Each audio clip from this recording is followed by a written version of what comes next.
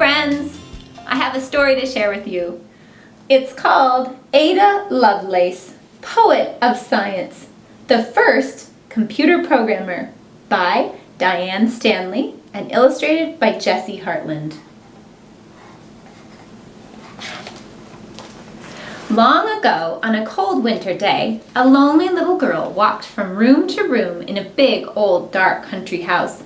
Her name was Ada Byron, and she was looking for something to do.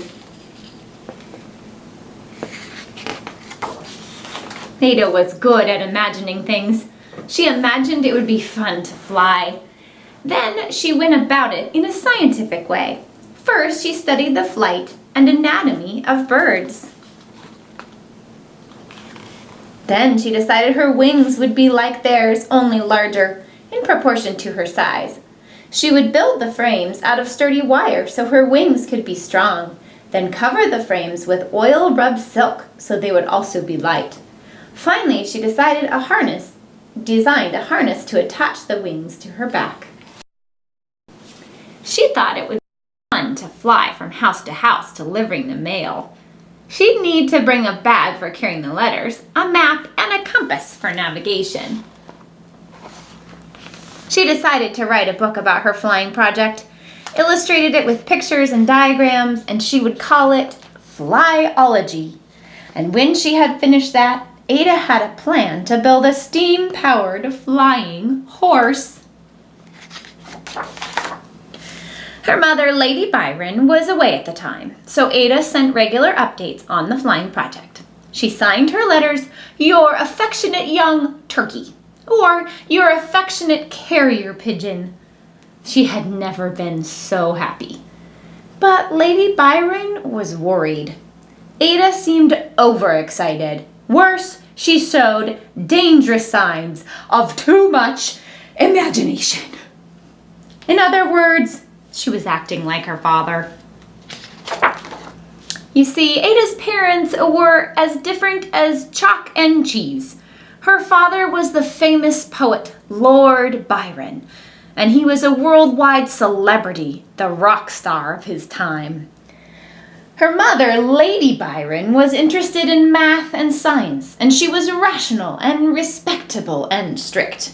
And the marriage only lasted a year. Ada never knew her father. He left England soon after she was born and died in faraway Greece when she was only 8. She wasn't even sure what he looked like. His portrait had been covered with a cloth. Being Lord Byron's daughter shaped Ada's childhood in important ways.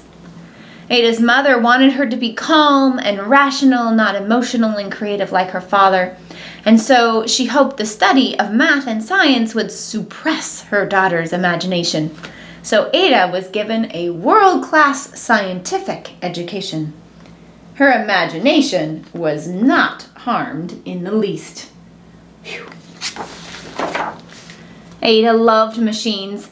She lived during the Industrial Revolution, when things that were once made by hand, from ribbons to spoons to paper and glass, were now being mass-produced in factories. When Lady Byron suggested a trip to see the new factories, Ada was thrilled to go.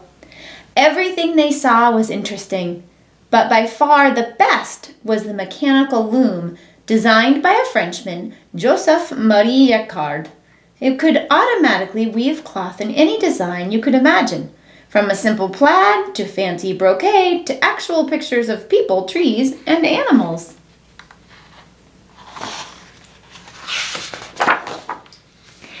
But how did the loom know which pattern to weave?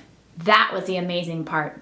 The design was translated into a pattern of holes punched into heavy paper cards.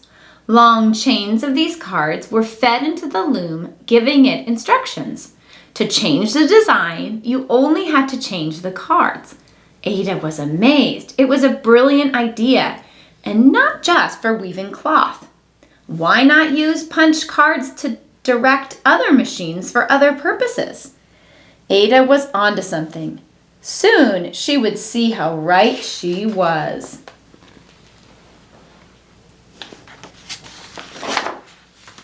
At 17, Ada's quiet childhood came to an end. Her mother took her to London for the summer social season, a round of teas and dinners and dances, and Ada was dazzled by the gilded ballrooms and the beautiful ladies in their gleaming satin gowns. Everyone wanted to meet Ada because she was Lord Byron's daughter. But Ada didn't know what to say to them. She didn't care about fashion or fox hunting or court gossip. And then she went to one of the weekly gatherings at the home of Charles Babbage, the great mathematician and inventor. All the interesting people went to his parties, from the writer Charles Dickens to the scientist Charles Darwin. And as Ada moved through the crowd from one amazing conversation to another, she grew almost dizzy with excitement. They talked about important things, astronomy and politics, literature and art, and the latest engineering marvels. These were her kind of people. A few days later, Ada went to see a working portion of Babbage's new invention, a calculating machine called the difference engine. It could solve arithmetic problems at the turn of a crank. People called it a thinking machine, but Ada knew better. The intelligence was not in the machine itself, but in the genius of its designer. Ada felt an instant connection with Charles Babbage. She even dreamed of one day helping with his important work. And so began one of the most remarkable friendships in the history of science. But Lady Byron had other plans for her daughter. Ada didn't need a profession. What she needed was a husband. So at 19, Ada was married to a wealthy aristocrat, William Lord King. And when he became the Earl of Lovelace, Ada Byron King changed her name once again. She would go down in history as Ada Lovelace. By the time she was 24, Ada had 2 children running wild in the nursery and one still crying in his cradle. But she hadn't lost sight of her dream, just postponed it. Now, at last, her moment had come. Babbage was working on a revolutionary new machine called the analytical engine. It would be powered by steam. There was no electricity in those days, and it could do much more than just add and subtract.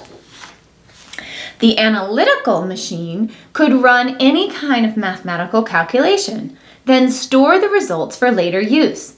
Best of all, he had borrowed Jacquard's idea of using punched cards to direct his engine, so it could easily change from one operation to another. In short, Charles Babbage had invented the first fully programmable all-purpose digital computer. But there was a problem. So far, his engine was just a plan on paper. It would cost a fortune to build. To raise that kind of money, Babbage needed publicity. This was Ada's chance to help. An article had been written about the analytical engine, but it was in French. Ada translated it into English so it could be published in Britain. And then Babbage asked her to add some footnotes at the end, explaining what an all-purpose computing machine could do. She was perfect for the job. She understood how the engine worked. She was a good writer, and she had the vision to see, better even than Babbage himself, how much more a computer could do besides just processing numbers. It could work with any kind of symbol, from words to musical notes. And Ada imagined the analytical engine writing text, composing music, reproducing images, even playing games like checkers or chess. But before the machine could do any of those things, the symbols and rules of operation had to be changed into digital form. Today, we call that programming. And Ada needed to explain to her readers exactly how that could be done. As an example to work with, she and Babbage chose an extremely complicated series of calculations called the numbers of Bernoulli. And then Ada showed step by tiny step how they could be coded for the machine. Finally, after 9 months of meticulous work, Sketch of the Analytical Engine invented by Charles Babbage was published.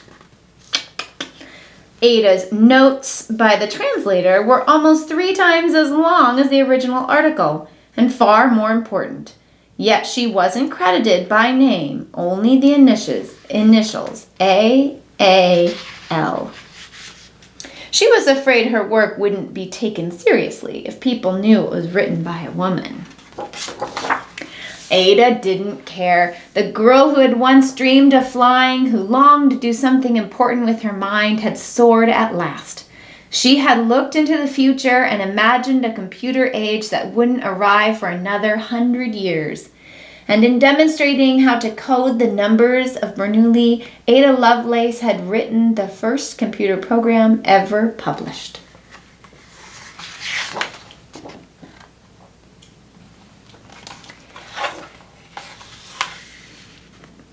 There's another illustration of her and a lot more information about her.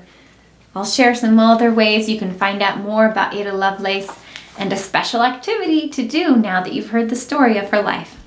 Thank you for listening and watching. Bye!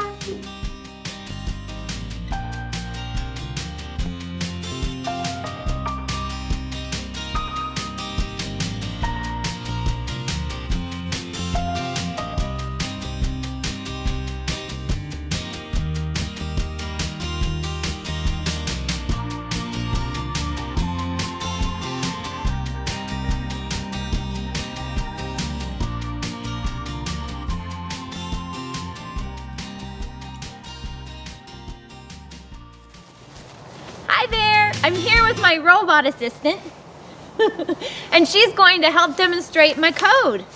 Here we go. First, I need to push the start button. Start. Hello. She's awake.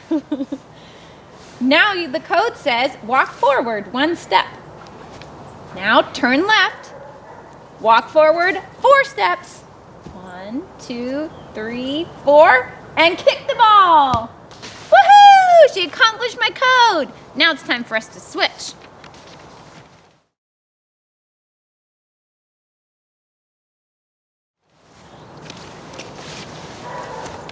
I'm ready. Boom. First step says walk forward 2 steps. 1, 2. Turn right. 2. Do a dance move. Whoop, whoop, whoop, whoop. Take 6 small steps. 1, 2, 3, 4, 5, 6. Take a bow. Thank you. Thank you very much. Good job. Yay! We did it. I wonder if you could write your own code now and find a partner to play robot with. Have fun. I'll see you soon. Bye.